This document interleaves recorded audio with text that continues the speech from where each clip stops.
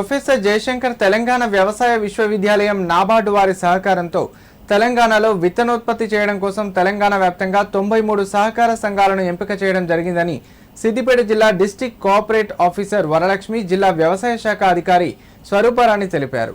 సిద్దిపేట జిల్లా చిన్నకోడూరు మండలం రామంచ గ్రామంలోని రైతులకు వారు విత్తనాలు పంపిణీ చేశారు.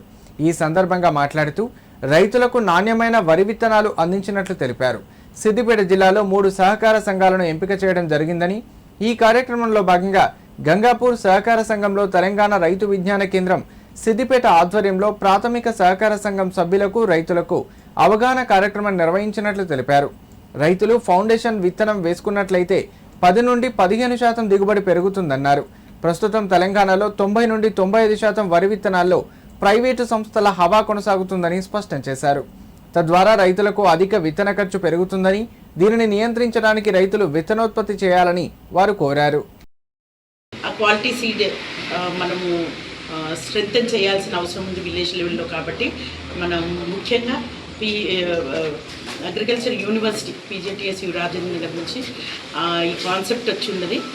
ఎందుకంటే క్వాలిటీ సీడు మనకు ఎక్కువగా పెంపొందించాల్సిన అవసరం ఉంది. అంతేకాకుండా ముఖ్యంగా గవర్నమెంట్ ప్రమోట్ చేస్తున్న పున్నారం 1638 వెరైటీని ఇక్కడ ఇవ్వటం జరిగింది. ఈరోజు ఒక 5 మంది రైతులకు 5 ఎకరాల వరకు ఇవ్వటం జరిగింది.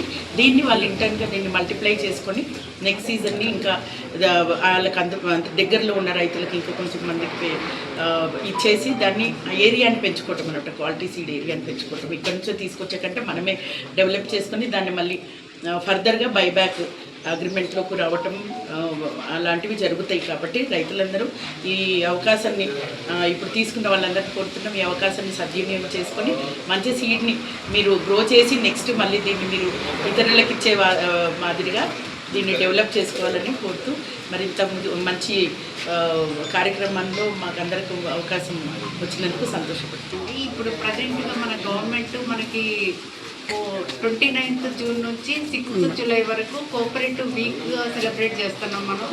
అందులో పార్ట్గా మనం ప్రాథమిక వ్యవసాయ సహకార సంఘాలన్నింటినీ వివిధ రకాల కార్యక్రమాల్లో ఇన్వాల్వ్ చేస్తున్నాం.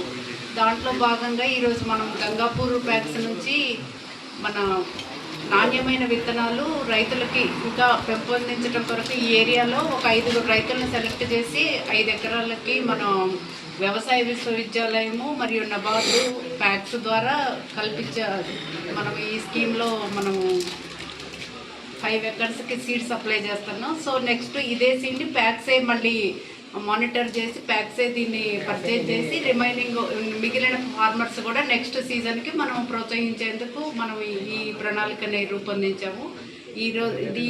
ఈ కోఆపరేటివ్ వీక్లో భాగంగా మనం కొన్ని చోట్ల చెట్లు నాటడం, వివిధ కార్యక్రమాలు, క్విజ్ ప్రోగ్రామ్స్, కోఆపరేటివ్ క్లబ్స్ అలా చేస్తున్నాం. అట్లనే ఇది కూడా మన జిల్లాలో 3 సంఘాలను సెలెక్ట్ చేసాం. 3 ప్రాథమిక వ్యవసాయ సహకార సంఘాలు, ఒకటి హుస్నాబాద్, ఒకటి జగదేవ్పూర్ అండ్ గంగాపూర్.